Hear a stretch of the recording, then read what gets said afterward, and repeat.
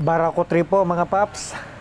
Ito ay mahina ng magkarga, kagawa ng tinanggal po yung original na regulator.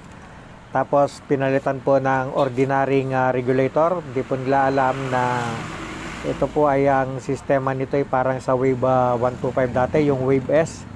Yung kalahati po ay nasa stator at yung kalahati po ng magnetic coil ay nasa body na kaagad mga paps.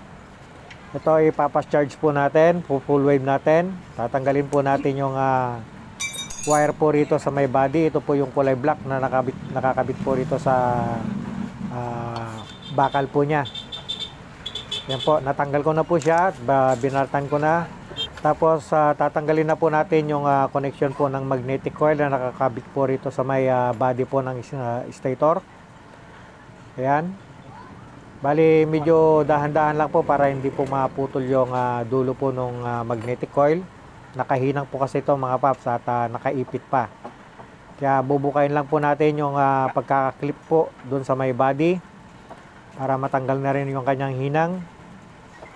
Para hindi na po tayo magbabalat po o kaya magsusunog ng dulo po ng magnetic coil kasi naka-shielded po yan. Tapos ito na po yung ikakabit po natin na extension na wire, yung idudugtong natin papunta dun sa pinutol nating kulay black kanina. Yan, ayusin lang po natin yung pagkakabalat. Tapos i-splice po natin, tsaka po natin isi-secure ng pinang. Yan, inayos ko lang yung dulo kasi matigas po yung dulo niyan. Inayos ko po ng long nose. Tapos ihinang na po natin mga paps. Isisigurado po natin na maganda po ang pagkakahinang, hindi yung hilaw. Kasi kung hilaw pa pagkakahinang, kakalas din po yan pagka nag-vibrate na ang makina.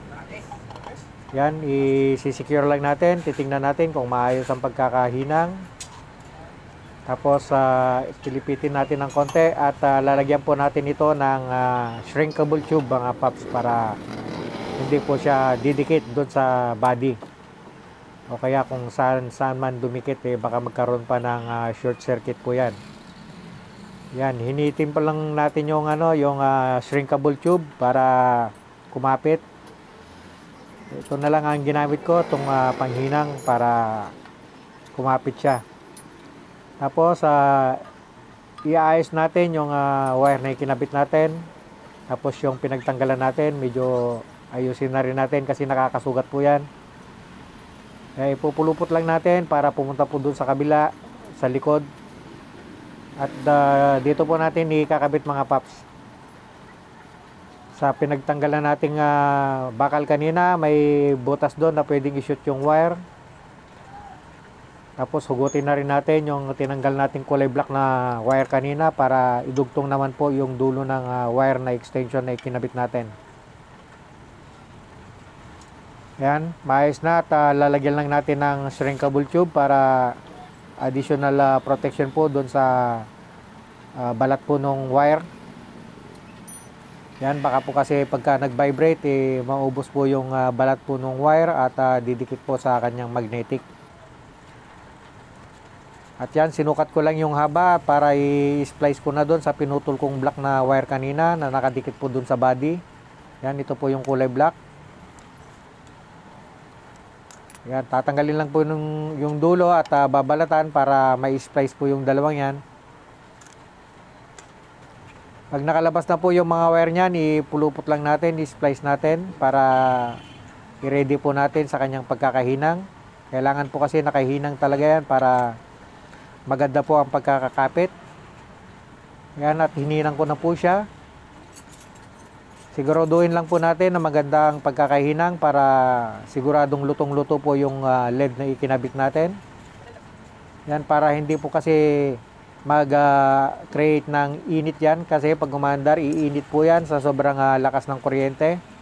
At doon po nagkakaroon ng corrosion po yung mga wire, mga paps, at doon na magsisimulang maputol. At itong nilagyan natin ng hinang, lalagyan po natin yan ng shrinkable tube ulit. Yan, susunugin ko na lang po siya ng lighter kasi wala naman siyang tatamaan. Hindi katulad kanina ay baka tamaan po yung magnetic, kaya yung panghinang lang po ang ginamit natin. At yan, niready ko na siya para ibalik sa kanyang bahay, sa kanyang tornilyohan mga paps. At i-check lang natin kung may tatamaan bang wire o wala. At ito, kinabit ko na yung tatlong tornilyo, alin po yan. At i-secure lang po natin ng mahigpit. Kung mayroon po kayong Loctite, lagyan nyo po ng Loctite yung tatlong tornilyo. Yan, ihigpitan ko lang ng todo para hindi po siya kumalas. Yung alin po yan ay alin na 6 mga paps. At i-check lang po natin, baka may mga natirang mga dumi doon sa loob ng bahay ng stator. Yan. I-check lang po natin yung polarity mga paps. Bali, dapat kasi yung dulo po ng magnetic wire ay wala na pong contact doon sa body. Wala na po siyang continuity pag tinester po natin mga paps. Ang dalawang may continuity na lang po dyan ay yung kulay puti at yung kulay black. Ayan, wala na po dapat continuity doon sa body po, yung sa may aluminum case. Yan, at kinabit ko na po yung stator housing doon sa makina. At kinabitan ko na ng tornilyo. At higpitan na po natin. Yan, at dito ay hinigpitan ko na yung mga tornilyo. Yan, pantay-pantay po ang higpit niyan kahit hindi po nasukat. Tansyameter na lang po kasi crankcase lang naman po yan. At dito mga paps, pinutol ko na yung terminal po ng regulator. At binalatan ko na, ito na po. Binabalatan ko na. Bali, 4 po yan. At itong blue na to, ito yung connection po ng kulay black galing po sa stator kanina, yung dinugtungan natin. Hindi ko lang po naipakita. Hindi po nahagip ng camera kaya hindi ko na po ipinakita. Pero yan po yung kulay black mga paps. Yung dulo po ng stator na ginawa natin kanina. Ayan, at pinutol ko na mga paps. At yan po yung uunahin nating idudugtong para siguradong hindi po natin makalimutan na yan po yung isang terminal po ng stator. At yan po yung nakadugtong po yan ay doon sa kulay yellow na po, doon sa fast charging regulator po, yung 5-pin na regulator. Yan po yung ikakabit po natin sa kulay yellow. Yung kulay black po galing sa stator. At ito pong kulay white po rito sa regulator ay magiging kulay white orange po, ay white pink po dito sa may harness po ng motorcycle na. Bali, yan po yung kulay puti po doon sa stator at naging kulay white pink na po pagdating dito sa may harness. Yan po yung isang dulo din ng stator na galing po sa makina. Bali, yung dalawa po dyan ay supply, yung puti at saka yellow. Yan po yung supply po ng regulator. At ito pong kulay red po dito sa regulator, yan na po yung power supply. At magiging kulay puti po doon sa may harness. Solid white po yan mga paps. Yan po yung papunta sa battery sa barako. Yan po yung supply ng battery papunta na rin po ng ignition coil, ignition wire po yan, ignition key. At itong kulay black yellow, ito po yung kulay green naman po dito sa may stator ay regulator. Yan po yung body ground. I-safety lang po natin yan, i-tape natin. Tapos ipa-plies po natin yan para mahigpit po ang pagkaka-splice.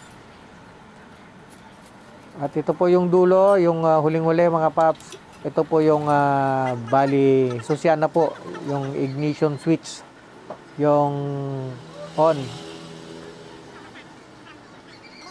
Yan, kukunin lang natin kung saan dito sa dalawa yung positive terminal. Pero ang pagkakaalam ko kasi yung kulay